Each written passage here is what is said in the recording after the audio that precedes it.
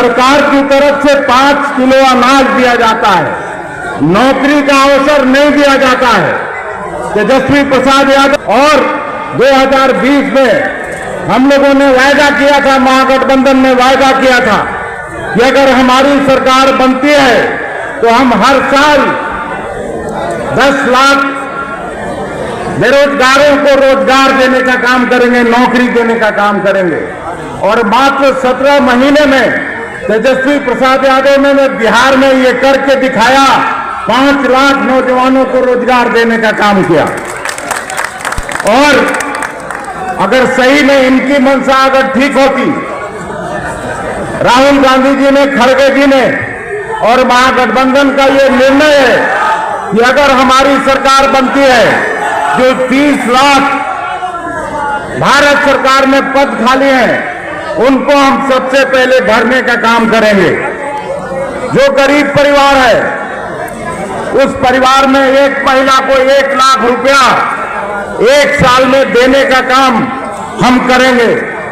और यही नहीं, किसानों के लिए जो न्यूनतम समर्थन मूल्य भारत सरकार देती है, उसको हम लोग कानूनी दर्जा देंगे कि किसी को डिस्ट्रेस सेल में अपना अनाज नहीं बेचना पड़े।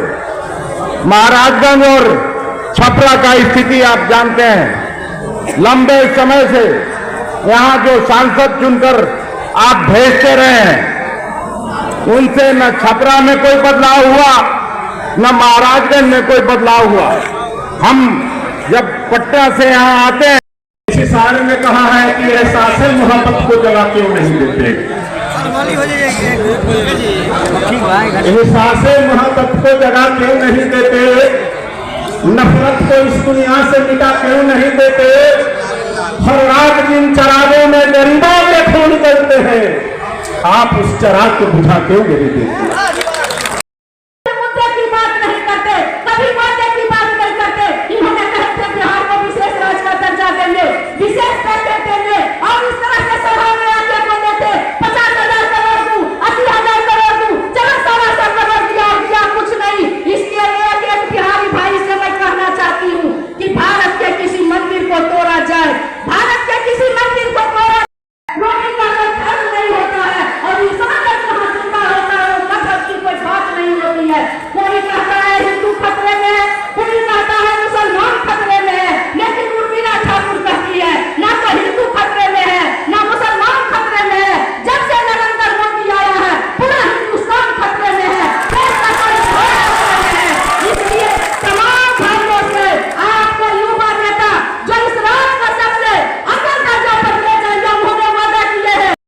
हम लोग एमएसपी पे गारंटी लाएंगे और किसानों की आय दुगना करने का काम करेंगे। आप लोग याद करिए, यूपीए 1 में हमारे पिताजी यहाँ बैठे हुए हैं, देश के कृषि मंत्री थे और 72,000 करोड़ की लोन माफी हुई थी। याद है आप लोगों किसानों की?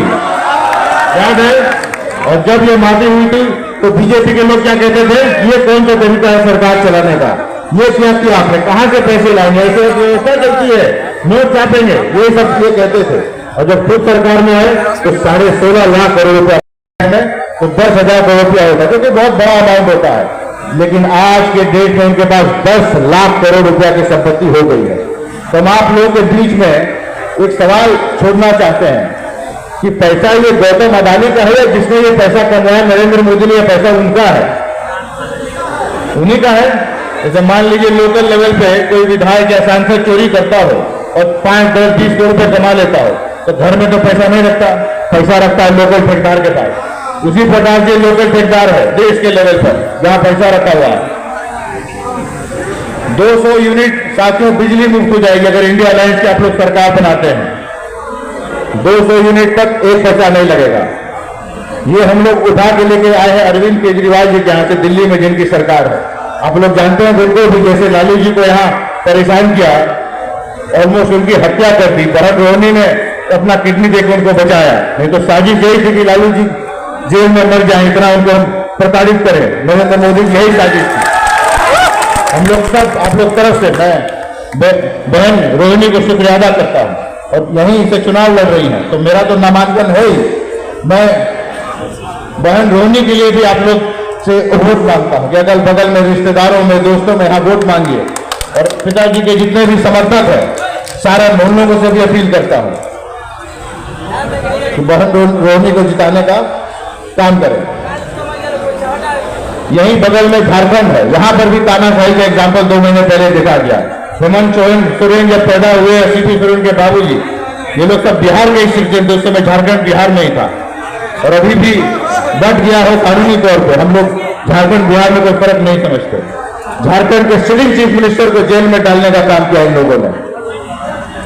क्या कभी ऐसा देखा गया था कि बिहार में लालू जी, उनके परिवार, बेटी, दामाद सबको प्रताड़ित करना, चुनी हुई सरकार झारखंड में चीफ मिनिस्टर को उठा के जेल में बंद करना, दिल्ली में एक पॉपुलर चीफ मिनिस्टर, इतना पॉपुलर चीफ मिनिस्टर, 70 सीटें हैं दिल्ली में विधानसभा में, और 67 सीट अरविंद केजरीवाल की पार्टी जीती। दूसरी बार चुनाव हुआ 5 साल के बाद तो 63 सीट जीतने का काम किया, यानी कि 90%। शायद ही कोई ऐसा उदाहरण है जहां विधानसभा में 90% विधायक एक पार्टी के चुन के गए हों, 90% और 95%। तो ये मोदी जी समझ गए कि पॉलिटिकली जनता की ताकत से इन लोगों हम लोग कुछ नहीं कर सकते, तो उनको भी जेल में उठा के बंद कर दिया। लोकतंत्र खत्म हो चुका है। समझिए कि सांस ले रहा है अस्पताल में, और आप लोगों की जिम्मेदारी है उसको बचाना।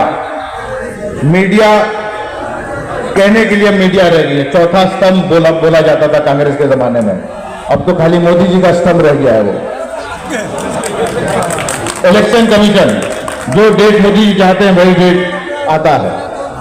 ये फर्स्ट फेज और सेकंड फेज का जो पोलिंग परसेंटेज आया था, वो आप लोग अगर न्यूज देखते हुईएगा तो वो भी इन लोगों ने 6.25% बढ़ा दिया। पहले के जो फिगर्स आए थे एक दिन बाद के वोटिंग के दिन, उन फिगर्स में 11 दिन के बाद इन लोगों ने 6.25% वोट बढ़ाने का काम किया है।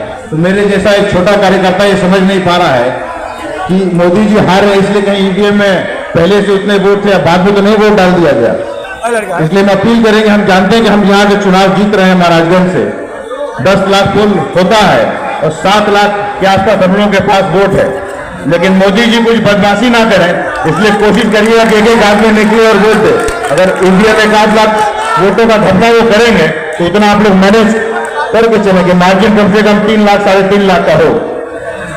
यहाँ महाराजगंज में एक ही प्रकार के लोग एक दूसरे से चुनाव लड़ते थे और एक दूसरे को खूब गालियां देते थे, एक दूसरे को खूब आप लोगों के बीच में कहते थे हमारे दुश्मन है, हमारी ये आइडियोलॉजी, हमारी वो आइडियोलॉजी है।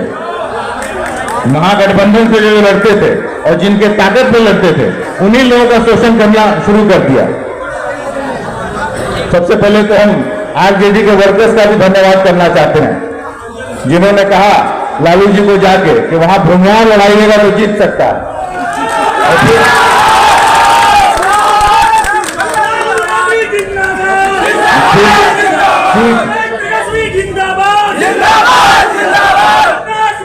फिर तो वही बोलेंगे, पिताजी बोलेंगे।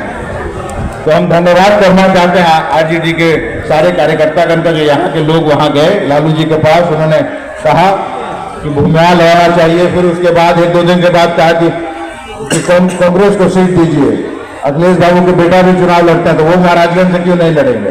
तो फिर लालू जी फोन किए पिताजी को कि बेटा कहाँ है तुम्हारा, तो कहा बेतिया नवादा मोतिहारी में घूम रहे हैं, इतना डिमांड आ रहा है तो बुलाओ उसको। फिर हम गए, मिले उनसे, उन्होंने आशीर्वाद दिया। तो हम सबसे ज्यादा आप लोग आरजेडी के लीडर्स का फिर से धन्यवाद करते हैं। और क्या बोले आप लोगों को,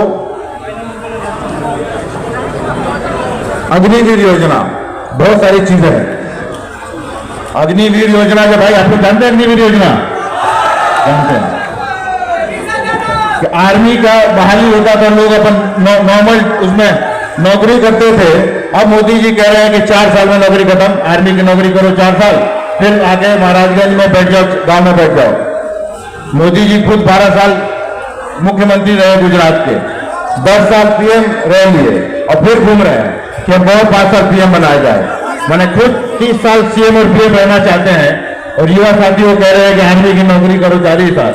सबसे ज्यादा प्रोटेस्ट बिहार में हुआ था और इस इलाके में खासकर छपरा जिला के, महाराजगंज के, सिवान के बहुत सारे लोग आर्मी में जाते हैं। तो हम लोग कह रहे हैं साथियों कि जैसे ही इंडिया अलायंस की सरकार बनती है, इस बकवास को हम लोग खत्म करने का काम करेंगे पहले कैबिनेट के फ्यूचर में। तो आइए साथ मिलके किसानों की सरकार बनाए, हमने एमएसपी की बात की, गरीब गुरुओं की सरकार बनाए, क्योंकि 1 लाख रुपया हर गरीब को मिलना है अगर ये सरकार बनती है, गरीब परिवार को महीने के हिसाब से 8500। आइए हमारे युवा साथी सरकार बनाए जिन्हें इंटर्नशिप 1 लाख रुपए का मिलेगा, सभी वर्ग के लोग इकट्ठा हो, मोदी जी को उखाड़ने का काम करें, देश में फिर से लोकतंत्र की बहाली हो, इंडिया अलायंस के आप लोग सब सरकार बनाए, यही बोल के हम खत्म करेंगे। और एक बार आप लोगों को फिर से हम दिल से धन्यवाद देना चाहते हैं। 32 साल का युवा हूं, सभी नेता लोग कहते हैं कि दिल से धन्यवाद करता हूं, लेकिन मैं 32 साल का युवा हूं, झूठ नहीं बोल रहा हूं, ये मेरे दिल से निकल रही आवाज कि जो सम्मान मेरे नामांकन में आप लोगों ने मुझे देने का काम किया है, मुझे ताकत देने का काम किया है, मरते दम तक मैं आज के दिन को महाराजगंज में जो आप लोगों ने शो किया, इसको मैं भूलूंगा नहीं। धन्यवाद करता हूं। जय महाराजगंज, जय हिंद।